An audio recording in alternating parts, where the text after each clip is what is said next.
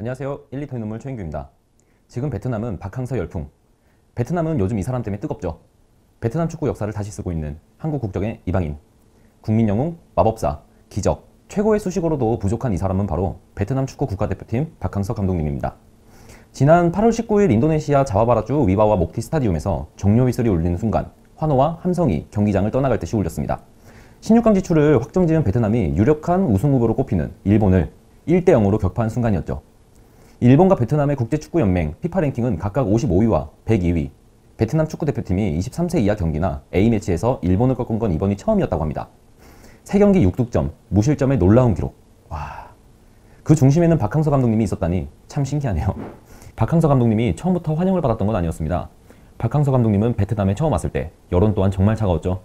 베트남 사람들에게서는 박항서 감독님은 이름 없는 한국인에 불과했었고 베트남은 지금까지 단 한 번도 올림픽이나 월드컵 예선 문턱을 넘지 못했던 나라였습니다.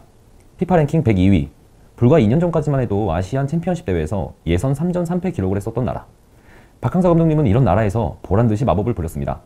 2017년 12월 베트남의 숙명의 라이벌인 태국을 국제축구대회에서 무려 10년 만에 격파를 했고 지난해 1월에는 23세 이하 선수들이 참가하는 아시안 챔피언십에서 압도적인 전력이라고 평가받던 호주마저 제압해버렸습니다. 믿을 수 없는 경기 결과에 베트남 축구팬들은 입을 다물지 못했고 박항서 매직이란 말이 베트남 사람들의 가슴에 스며들던 순간이었습니다. 카타르를 꺾고 결승에 오른 다음날 베트남 호치민 시내는 마치 2002년 여름의 서울 같았습니다. 베트남은 역사적으로 많은 외세 침략을 받고 숱한 전쟁을 치렀지만 미국을 상대로 싸워서 이긴 강인함을 가진 나라죠. 베트남인들의 그런 강인함을 뛰어난 경기력으로 승화시킨 것이 박항서 리더십이라는 평이 있었다고 합니다. 베트남전 전후 세대인 30대 이하 젊은이들 사이에서는 박 감독님을 국부 호찌민 전 주석과 비교하는 현상까지 일어났다고 합니다. 박 감독님이 전후 세대인 젊은이들이 상상만 해왔던 소프트 리더십을 보여주고 있기 때문이었죠. 권위보다는 친근함으로 선수들에게 다가간 박항서 감독님은 2002년 우리의 기억에도 남아있습니다. 히딩크 감독님의 조력자로 월드컵 4강 신화를 이뤄낸 주역. 골을 터뜨린 황선홍 선수가 박항서 코치에게 달려가 안기던 모습은 많은 이들의 가슴을 울렸었죠. 하지만 그 후 조국에서 그는 영웅으로 불리지 못했습니다. 동메달에 그친 성적의 표면상의 이유였지만 박항서 감독님이 비주류 대학 출신인데다가 축구협회와 마찰을 겪은 게 원인이라는 주장도 있었습니다.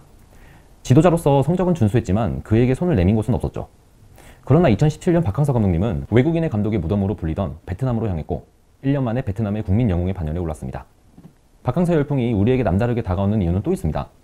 1960년 베트남 전쟁이 끝나고 수교를 맺은 지 26년이 흘렀지만 두 나라 사이에는 아직까지 아물지 않은 상처가 남아 있습니다. 문재인 대통령이 지난 3월 베트남 참전과 민간인의 희생에 대한 유감을 표하기도 했었죠. 박항서 감독님은 지난 수십 년간 한국의 어떤 정치인, 기업인, 외교관도 해내지 못했던 한국과 베트남의 진정한 화해를 가져왔다는 평가를 받기도 합니다. 교민들은 한국과 베트남 사이를 막고 있던 오래된 벽이 이제서야 비로소 박항서 감독님에 의해 허물어지고 있다고 입을 모읍니다. 아침에 쌀국수 대신 우유를 먹게 해 쌀딩크라는 별명을 얻은 박항서 감독님. 베트남 선수들은 단백질 위주로 식단을 바꾼 뒤 연장선을 연거푸 뛸 수 있게 되자 체력에 대한 자신감을 얻었다고 합니다. 박항서 감독님은 말합니다. 자신이 베트남에서 한 일은 단지 편견을 깨부수고 잠들어 있던 그들의 자부심을 일깨워준 것뿐이라고 말이죠. 최선을 다했기 때문에 고개를 숙이지 않아도 된다. 우리는 베트남 선수들이야. 최선을 다했으니 자부심을 가져라. 지연, 학연, 유명세를 걷어내고 선수들의 마음을 들여다보는 감독. 그리고 그런 감독님에 대한 베트남 선수들의 믿음. 쌀딩크의 신화는 비주류 인력이라도 어느 위치에 필요한지를 고민했던 박항서 리더십으로부터 만들어진 게 아닐까요?